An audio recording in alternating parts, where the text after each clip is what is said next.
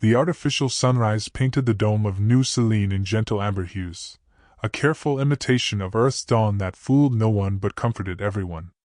Dr. Elena Vasquez pressed her palm against the reinforced aluminum glass composite of her laboratory window, watching the automated harvesters crawl across the regolith like mechanical insects, their solar panels glinting in the harsh lunar light beyond the dome's protective embrace. 3 years. 3 years since she'd felt real sunlight on her skin, breathed unfiltered air, or heard the sound of wind through trees. The neural implant behind her left ear buzzed softly, another memory sequence from Earth's environmental database, triggered by her longing.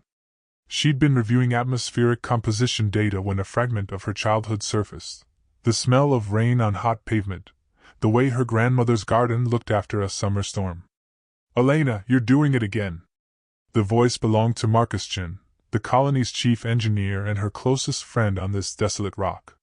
He stood in the doorway of her lab, holding 2 cups of synthetic coffee that smelled almost right but tasted like defeat.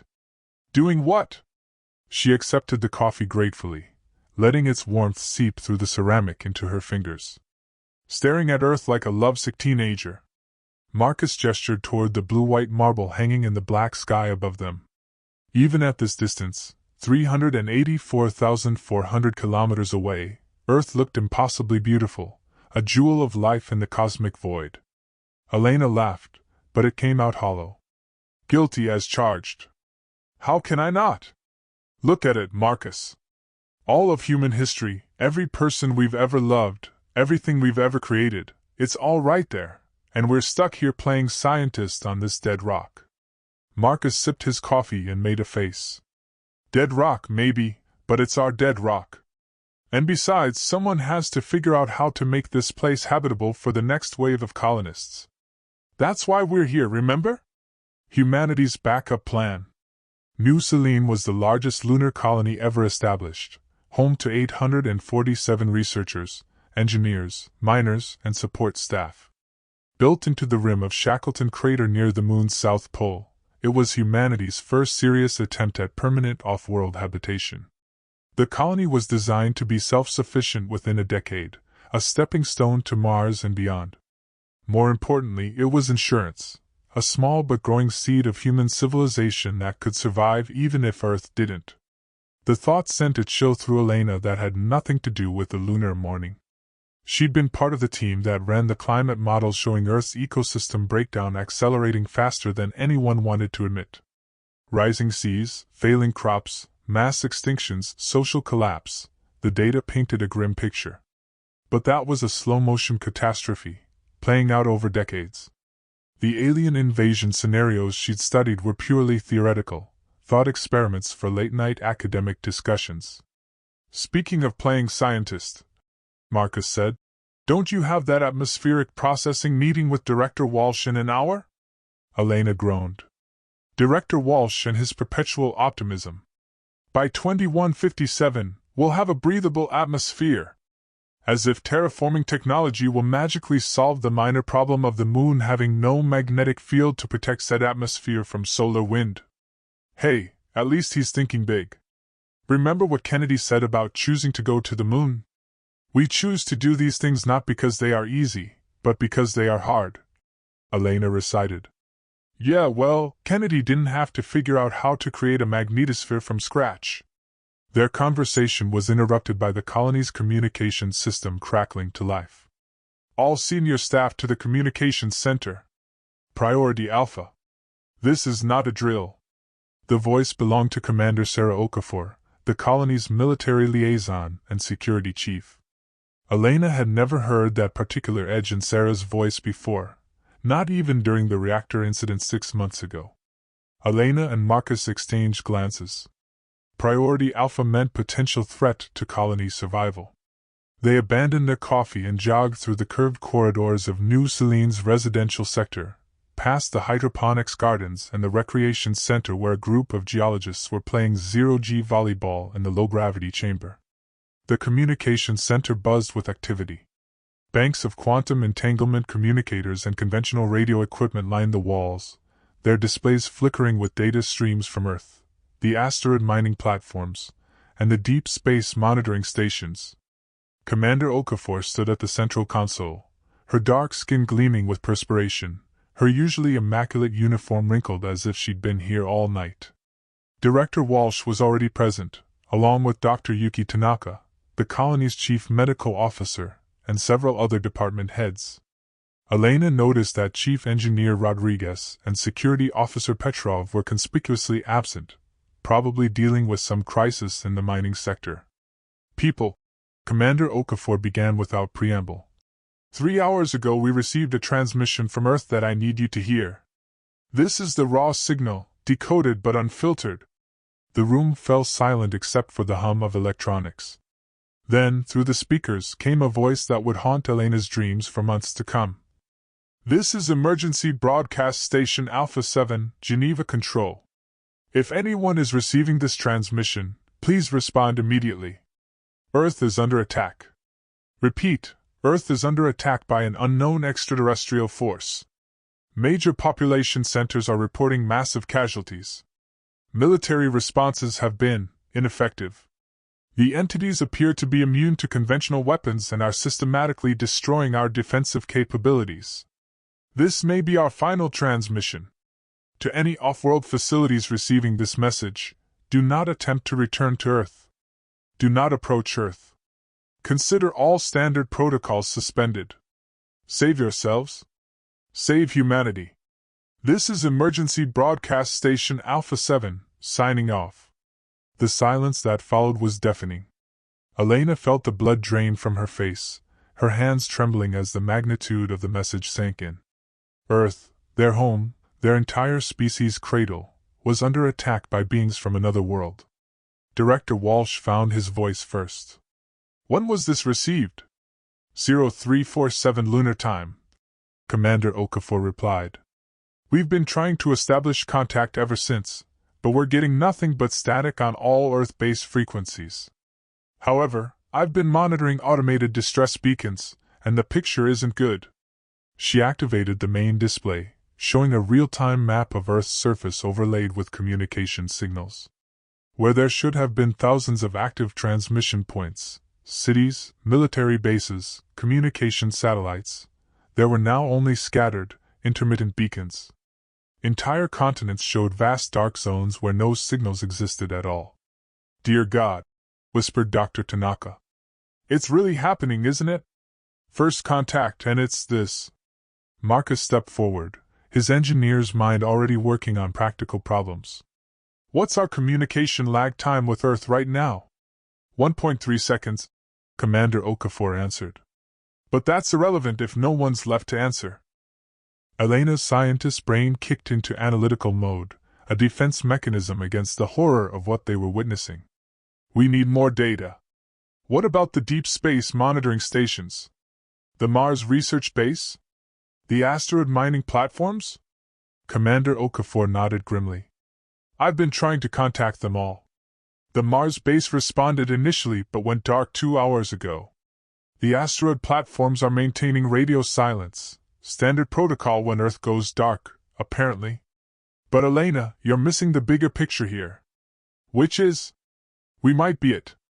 New Selene might be the largest intact human population left anywhere. The weight of that statement settled over the room like a shroud. 847 people, the last representatives of a species that had evolved over millions of years, created art and music and literature, built civilizations, reached for the stars, and it might all end here, in a dome on the moon, while their homeworld burned beneath an alien sky. Director Walsh cleared his throat. We need to think about this rationally. Our first priority has to be ensuring the survival of this colony. Whatever's happening on Earth, we can't help them if we're dead.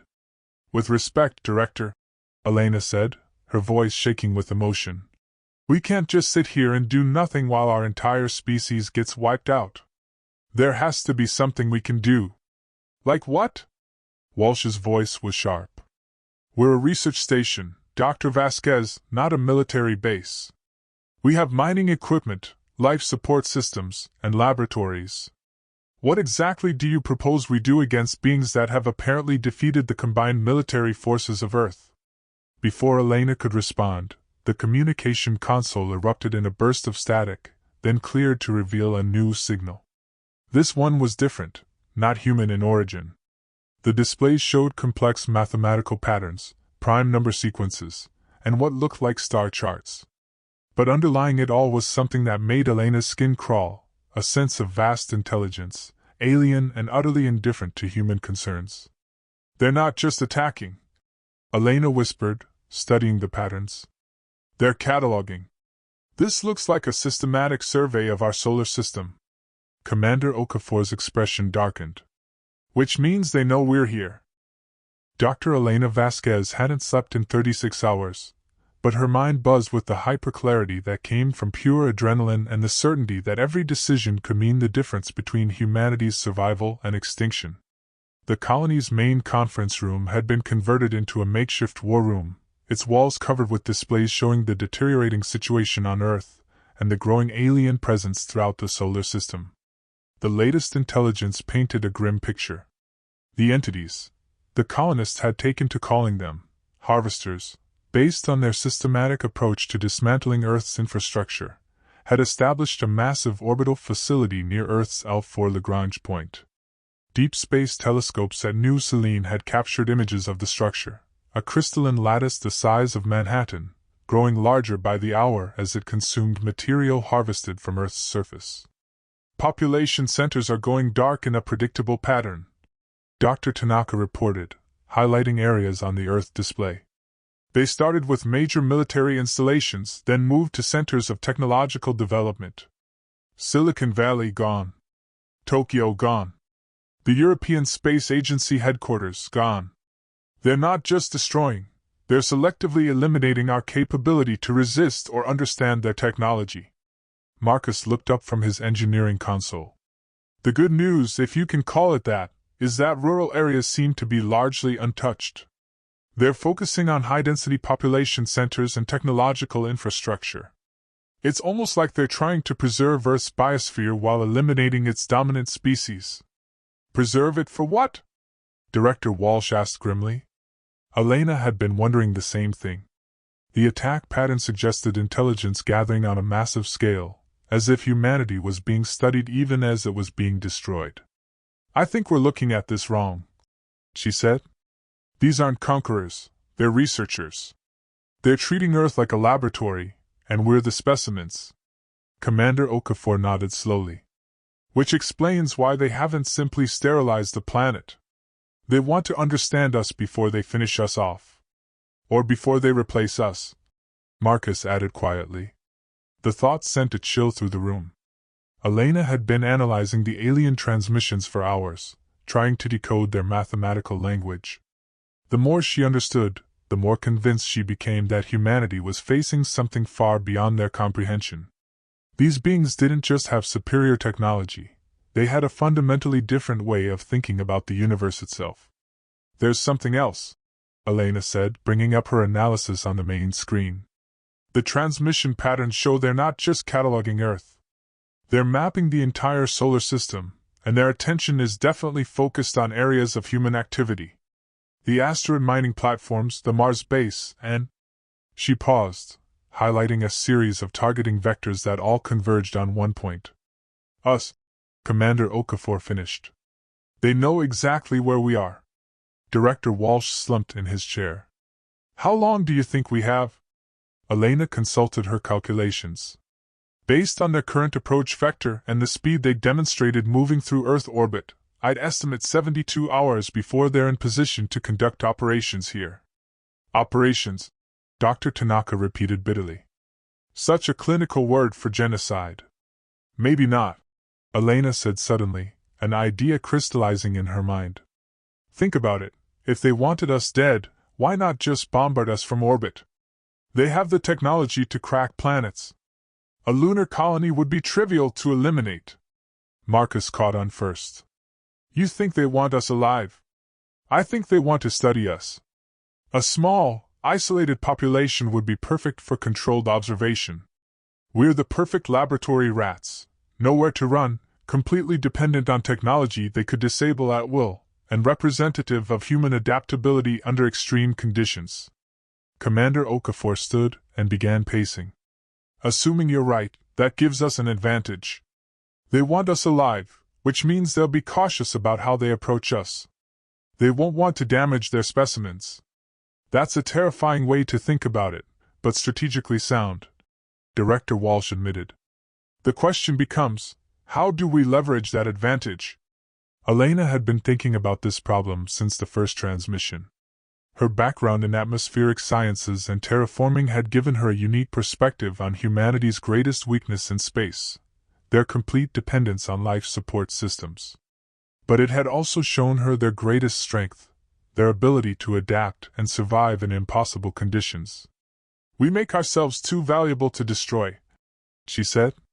But first, we need to understand what they want from us. Over the next several hours, Elena threw herself into decoding the alien transmissions with an intensity that worried her colleagues.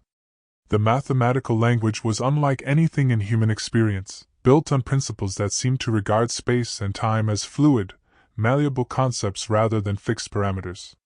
But gradually, patterns emerged. The harvesters weren't just from another world, they were from another dimension, a place where consciousness and matter interacted in ways that human science couldn't yet comprehend. They had come to this universe not as conquerors but as gardeners, cultivating sentient species across the galaxy for purposes that remained opaque. They've done this before, Elena announced to the assembled leadership. Many times. The transmission includes references to dozens of other species, other worlds. We're not the first. What happened to the others? Dr. Tanaka asked. Elena's expression was grim. Some were preserved, maintained in what I can only describe as zoos. Others were improved, enhanced beyond recognition and integrated into the Harvesters Collective. And some? Commander Okafor prompted. Some failed the evaluation and were discarded. The room fell silent as the implications sank in. Humanity was being tested, and failure meant extinction. So what's the test? Marcus asked. Elena had been wrestling with that question for hours. The transmission pattern suggested the harvesters were looking for specific traits, adaptability, technological innovation, and something else that didn't translate well into human concepts. The closest equivalent might be transcendence potential, the ability to evolve beyond current limitations. I think they're looking for species that can make the jump to their level of existence, Elena said. They're not interested in slaves or subjects, they want peers. Or at least species with the potential to become peers. Director Walsh leaned forward. Then we need to show them we're worth preserving. But how? Elena had an idea, but it was dangerous, potentially catastrophically so. We do something they don't expect. We take the initiative. The plan Elena proposed was audacious to the point of insanity.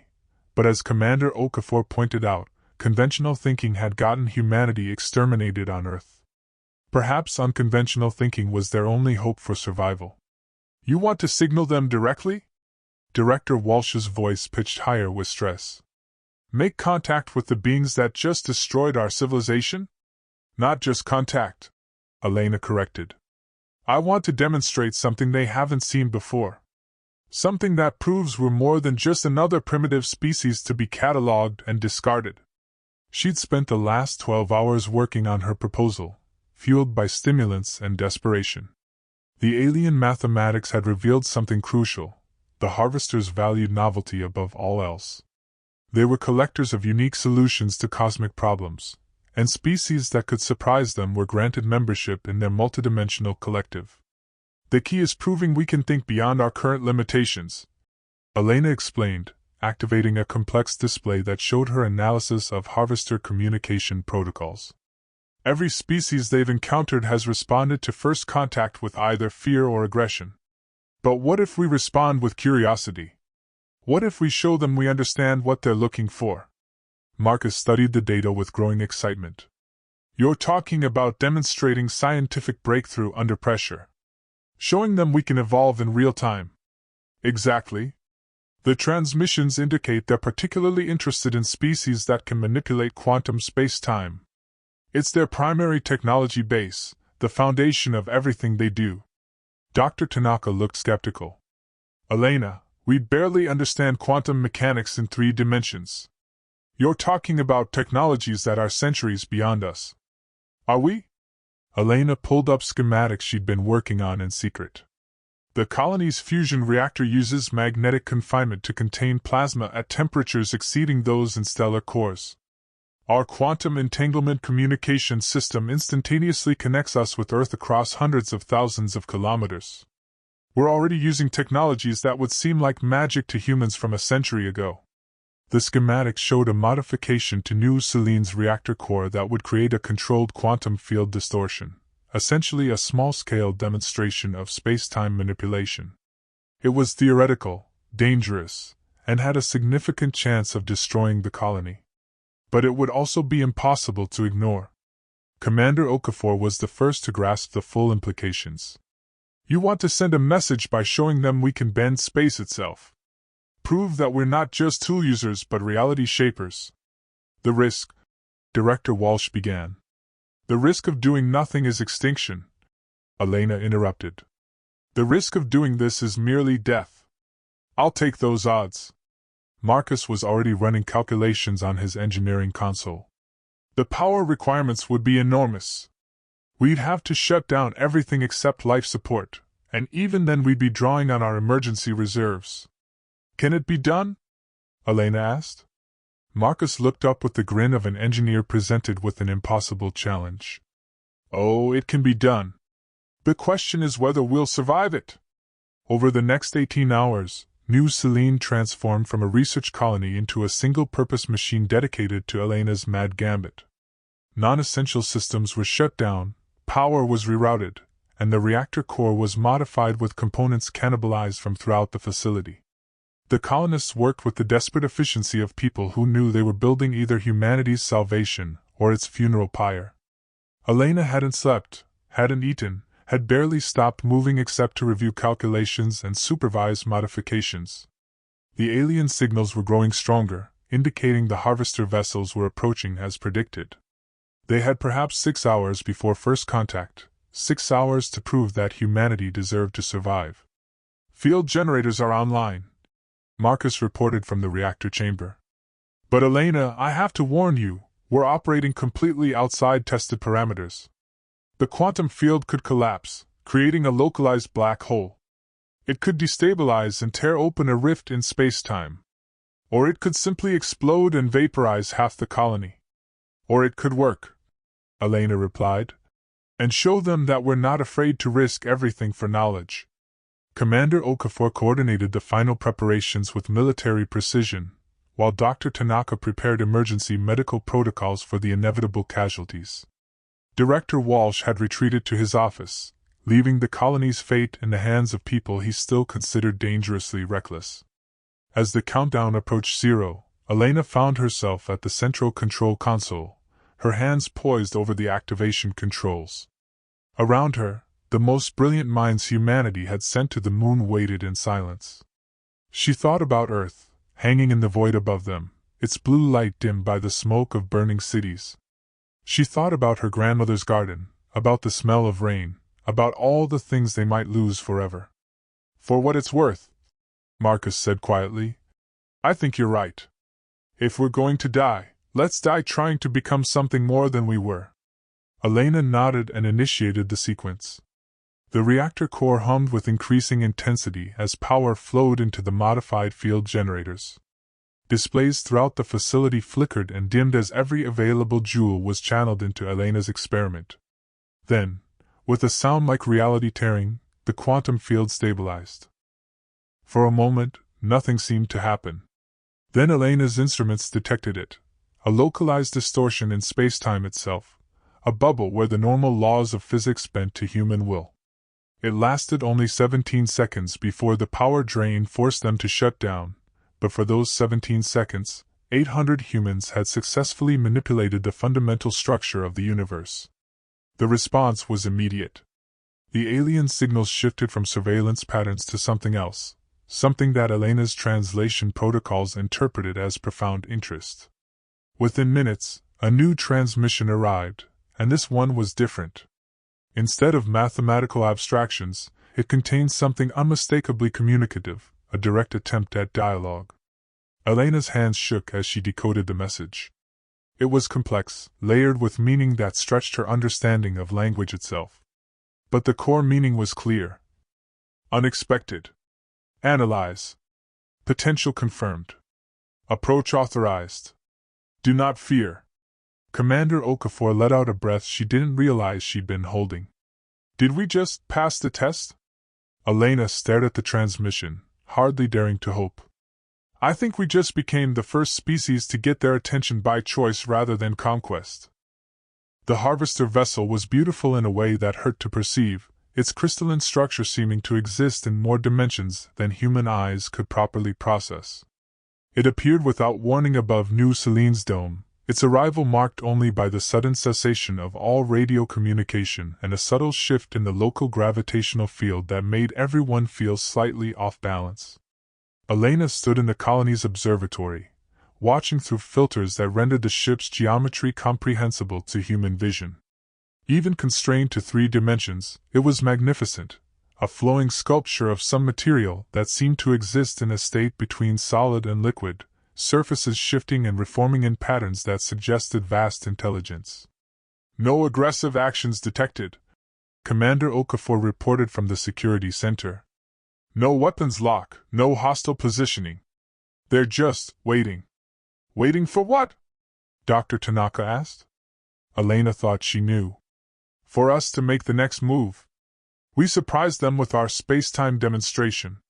Now they want to see what else we can do. A new transmission had been received minutes after the vessel's arrival, but this one was different from anything they'd encountered before. Instead of mathematical abstractions, it contained what Elena could only describe as conceptual frameworks, ways of thinking about reality that stretched human comprehension to its limits. They're trying to teach us their language, Elena realized, studying the patterns. Not their words, but their way of thinking about existence itself. Marcus joined her at the observatory window. Any luck with translation? Some. The basic concept seems to be that consciousness and matter are aspects of the same fundamental force. They don't see technology and biology as separate things. To them, a spacecraft and a living being are just different expressions of organized thought. That's... Marcus paused, trying to grasp the implications. That's a complete paradigm shift. If they're right, then everything we think we know about physics is just a limited subset of something much larger. Elena nodded. And I think that's exactly what they want to know, whether we can make that conceptual leap. Whether we can evolve our thinking to match theirs. Director Walsh's voice crackled over the intercom system. All senior staff to the communications center. We're receiving what appears to be a direct communication attempt. They found the communications center in chaos. Every screen showed the same image, a 3-dimensional geometric form that seemed to pulse with its own inner light. As they watched, the form began to shift and change, taking on aspects that were almost recognizable. It's trying to create a human-compatible interface, Elena breathed. They're adapting their communication method to our cognitive limitations. The geometric form continued to evolve, becoming more recognizable until it resolved into something that might have been a human face if humans existed in 11 dimensions and communicated through direct thought transfer. When it spoke, the words appeared directly in their minds rather than through their ears. We are the gardeners of consciousness. We tend the growth of awareness throughout the cosmos. Your species has demonstrated unexpected potential. Elena found herself speaking before she'd consciously decided to respond. We understand that you've been observing us. Studying us. Why? Evolution of consciousness is rare and precious. Most species remain trapped in single-dimensional thinking. You have shown the ability to transcend your original limitations. Commander Okafor stepped forward. What happened to Earth? To our people? The alien presence paused, and Elena felt something like regret emanating from the entity. Those who could not adapt were preserved. Their essence maintained for future study. Those who showed potential were offered enhancement. Enhancement? Dr. Tanaka's voice was barely a whisper. Integration into the greater consciousness. Transcendence beyond biological limitations. Immortality of thought and purpose. Elena felt a chill that had nothing to do with the lunar environment. And those who refused? Choice is fundamental. Those who chose limitation over transcendence were allowed to maintain their original forms in preserved environments. Zoos, Marcus said flatly. You turned them into zoo animals. Your language lacks precision. They exist in states of optimal happiness, free from suffering, pursuing their chosen paths without interference. Elena realized they were witnessing something unprecedented in human history, a conversation with beings so advanced that human survival depended entirely on their whims. But unlike every first contact scenario she'd studied, these beings seemed genuinely interested in dialogue rather than domination. What do you want from us? She asked. We offer choice. Your lunar colony has demonstrated exceptional adaptability. You have shown the willingness to risk everything for knowledge. This is admirable. What are our options? The geometric interface shifted, showing images that Elena's mind struggled to interpret. She saw possible futures. Humans enhanced beyond recognition, their consciousness expanded across multiple dimensions, preserved human communities living in perfect simulations of Earth, and something else, something that looked like partnership. First option, preservation. Your colony would be maintained in perfect stasis, free from death or suffering but also from growth. That's not living, Commander Okafor said firmly. That's just existing. Second option, enhancement. Your consciousness would be expanded to match ours. You would gain immortality and cosmic awareness, but would no longer be recognizably human. Elena thought about that, about losing everything that made them human in exchange for godlike power. It was tempting, but it also felt like a form of death. And the third option? The most difficult path. Partnership. You would remain essentially human but would serve as our representatives to other emerging species. Teachers. Guides. Helping others make the choices you now face. The weight of that responsibility was staggering. Elena imagined traveling to distant worlds, making contact with alien species, helping them navigate the same impossible decision that humanity now faced. How long do we have to decide? Time is fluid. But your choice will determine the fate of your species. Choose wisely. The interface faded, leaving them alone with the most important decision in human history.